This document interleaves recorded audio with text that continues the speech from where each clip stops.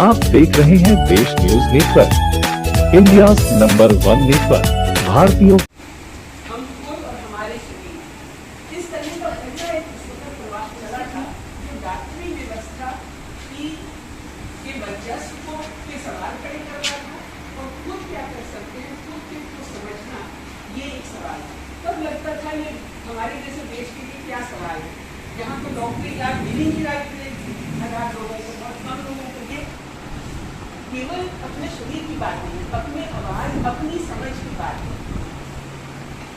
Doctor जिस तरह से दरकिनार कर देते हैं, पहले क्यों नहीं आए। किरण है और मैं कोल इंडिया में काम करती थी। अभी रिसेंटली मैं रिटायर्ड हुई हूँ जीएम पर्सनल होके, लेकिन मैं शुरू से ही अपने छात्र जीवन से ही सामाजिक कामों से जुड़ी रही हूँ। निर्दलीयता में आस्था है, इसीलिए कभी किसी पार्टी की सदस्य नहीं बनी या कोई चुनाव नहीं लड़ा मैंने, लेकिन मैं लोगों में चेतना फैलाने के लिए, लोक जागृति के लिए लगातार काम करती रही हूँ। और उसी संदर्भ में मेरी एक सहेली जो पिछले साल कोरोना से चली गई, ठीक है वो हमसे उम्र में बड़ी थी, लेकिन हम सहेली और मित्र और दोस्त सब कुछ थे। तो उन्हीं की स्मृति में जो यहाँ प्रोग्राम हो रहा है उसको में शामिल होने के लिए एक वक्ता के रूप में मैं रांची से आई हूँ। ठीक है मैडम, ये कनक स्मृति संगोष्ठी है। कनक जी किस चीज़ में डील करती थी, मतलब महिलाओं के सशक्तिकरण में या महिलाओं की भागीदारिता जो राजनीति में होनी चाहिए? क्या लगता है आपको कि अभी सामरिक प्रदेश में, भारतवर्ष में महिलाओं की क्या पोजीशन है राजनीति में, कैसे देखती है इसको? देखिए वो क्या कैसे देखती थी वो मैं बखूबी बता सकती हूँ, लेकिन एक जनरल जो बात है वो जनरल बात ये है कि महिलाओं की रुचि ही नहीं होती है पॉलिटिकल पार्टी में, राजनीति में जाने की। थोड़ी सी निष्क्रियता रहती है उनकी, लेकिन साथ में जो पॉलिटिकल पार्टियां हैं ना, वो कभी नहीं चाहती हैं कि महिलाएं आगे आएं। उनके लिए महिला मुद्दा कभी कोई मुद्दा नहीं होता है, चाहे उनके राजनीति में प्रवेश का हो या महिलाओं को आरक्षण दिए जाने का हो, समता की लड़ाई के लिए हो, कोई मुद्दा नहीं बनता है पॉलिटिकल पार्टीज़ के लिए। वो हमेशा उनके लिए टूल्स या माध्यम होती हैं। तो कनक जिनकी स्मृति में आज हम यहाँ सभा कर रहे हैं, उनका फंडा सामाजिक कामों के बारे में, महिलाओं के बारे में, उनके सशक्तिकरण के बारे में, उनके संघर्ष के बारे में, उनके प्रतिरोध के बारे में बहुत सशक्त था, साफ था कि कहीं से भी जब तक महिलाओं को हर एक क्षेत्र में भागीदार नहीं बनाया जाएगा, राजनीति से लेकर सामाजिक जीवन, आर्थिक आधार उनके मजबूत नहीं होंगे, तब तक, अब वो आरक्षण की भी बात किया करती थी, तब तक महिलाएं बराबरी से नहीं आ सकती हैं। समझ में ये है कि महिलाओं को न केवल पंचायत स्तर पे और लोकल प्रशासनिक स्तर पे, बल्कि संसद और विधानसभा में भी आरक्षण होना चाहिए। कानून बलात्कार होता है, लॉ एंड ऑर्डर प्रॉब्लम है, वो महिला मुद्दा नहीं है। किसी की दहेज हत्या होती है, वो महिला मुद्दा नहीं है, वो लॉ एंड ऑर्डर प्रॉब्लम है, क्योंकि हम उसके लिए कानून है। कानून से चाहे तो सरकार, जो भी सरकार है, वो उसका सही तरीके से निपटारा कर सकती है। लेकिन अगर आप आरक्षण नहीं देते हैं, आरक्षण महिलाओं को मजबूत करेगा राजनीति में जाने के लिए, उनके सामाजिक जीवन के लिए और उनको हर तरह से सशक्त करने के लिए। तो उनकी सोच भी साफ थी कि केवल नारीवाद का नारा देने के लिए, औरतों की बराबरी का नारा, औरतों के सशक्तिकरण का नारा देने से कुछ नहीं होगा। उनको सम्मान देना होगा, उनको अवसर देना होगा, तभी महिलाएं साथ आ सकती हैं।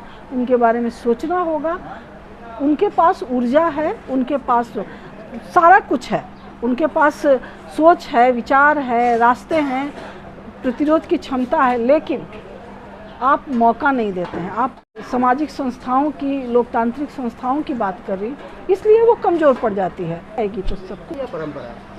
देखिए सबसे बड़ी बात कि अभी जो प्रचलन है ना, वो हमारी परंपराओं को माथे पे चढ़ा रहे हैं कि परंपराएं हैं तो सब कुछ है।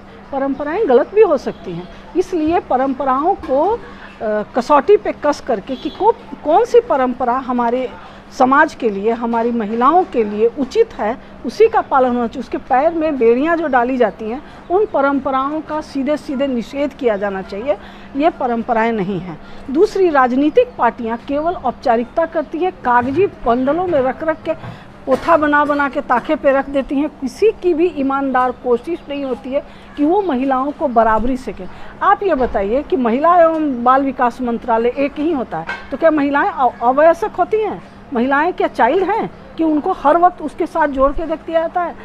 कल तक जो महिला ह्यूमन रिसोर्स मिनिस्टर थी, मैं उसकी बड़ाई नहीं करती हूँ, मैं उसकी पक्षधर नहीं, आज कहाँ चली गई है वो? तो आप केवल उस महिलाओं का इस्तेमाल करते हैं किसी भी स्तर पे हो, और उसको मौका नहीं देना चाहते हैं। जो ये पितृसत्तात्मक व्यवस्था है ना, वो इतनी जकड़ी हुई है कि वो औरतों को इज्जत ही नहीं देती, समझती ही नहीं है कि इनके अंदर दिमाग है, ये कोशिश कर सकती हैं, ये आगे आ सकती हैं। जबकि महिलाओं ने हर क्षेत्र में, कोई भी फेस में कौन गया, कौन पुरुष गया, इतना किसी को याद नहीं, लेकिन सुनीता विलियम और कल्पना चावला का नाम बच्चा भी जानता है। तो औरतों ने आज साबित कर दिया है। वो इसलिए कि अगर लाखों महिलाएं पड़ी हुई है, उसमें 2 महिलाएं चली गई, दो महिलाएं गई ना, आपने 2 महिलाओं को अवसर दिया तो आगे आई ना। अगर 50% महिलाओं को अवसर दीजिएगा, 50% महिलाएं आ मेरा सवाल जाएंगी। ये है कि अगर कोई महिलाएं आज़ादी के साथ अपना सेल्फ डिसीजन लेती है, डिसीजन मेकर बनती है, उसको बेविचार से जोड़ के देखा जाता है। यही तो त्रासदी है कि औरतों को निर्णय प्रक्रिया में जुड़ने नहीं दिया जाता है। औरतों को हमेशा हर कोशिश कमज़ोर बनाने की होती है। उसका पूरा, इसकी ईमानदारी, उसका चरित्र, उसके शरीर में, उसके देह में चिमटा हुआ है, और उससे अगर आगे निकलने की कोशिश करती है तो लाछन लगाओ। कोई भी चीज़ और बस किया जाता है तो फायदे या नुकसान को नज़र में रख के किया जाता है अभी के दौर में। हाँ, निश्चित तो रूप से। अगर महिलाओं को इस तरीके से ट्रीट किया जाता है तो इससे किसका फायदा होता है सबसे ज़्यादा आपकी नज़र में? पुरुषों को का फायदा होता है, और समाज की जो बेड़ीवादी और निषेध और नकारात्मक परंपराएं बनी हुई हैं, वो पोसते रहते हैं वो लोग, वो बनी रह जाती हैं, और कुछ नहीं। मतलब फायदा उनको होता है। पितृसत्तात्मक व्यवस्था, देखिए, पुरुष की बात मैं नहीं करती हूँ, मेरा पति, मेरा प्रेमी, मेरा पुत्र सब पुरुष हैं, मेरा पिता सब पुरुष हैं, लेकिन पुरुषों की बात नहीं होती है। जो समाज में मूल्य होते हैं, जो परंपराएं होती हैं, जो निर्धारित करती हैं कि आप कैसे सोचेंगे और हम कैसे सोचेंगे, ये खतरनाक चीज़ है, और इस व्यवस्था के खिलाफ लड़ते। ये है पितृसत्तात्मक व्यवस्था, और हम उसके खिलाफ लड़ते हैं। हम पुरुषों के खिलाफ नहीं लड़ते हैं। आप सब, हमारे बच्चे पुरुष ही हैं ना। मैडम, एक चीज़ बताइए कि आज की संगोष्ठी का मुख्य विषय वस्तु क्या है? कैसे आप जागरूक करेंगे? क्या निर्णय लिया गया? लोकतंत्र में, अगर किसी देश का, किसी समाज की लोकतांत्रिक व्यवस्थाएं कमज़ोर होंगी तो समाज में हिंसा फैलेगी, भ्रष्टाचार आएगा, अश्लीलता आएगा, दंगे होंगे, हिंसा होगी। तो इसका सबसे ज़्यादा घाटा किसको होगा? अगर लोकतांत्रिक संस्थाएं कमज़ोर हैं। सीधी सी बात है, जो इस व्यवस्था में कमज़ोर है, चाहे वो दलित है, आदिवासी है, महिला है, सवर्ण नहीं है, उनको घाटा होगा। तो उनको कैसे उनको निर्णय प्रक्रिया में शामिल करना, उनके बारे में तरह तरह की पॉलिसी बनाना, इस तरह से उनको शामिल किया जा सकता है, उनको जागरूक किया जा सकता है, और उनको आगे लाया जा सकता है। बराबरी की लड़ाई लड़ी जा सकती है, और संघर्ष जीता जा सकता है।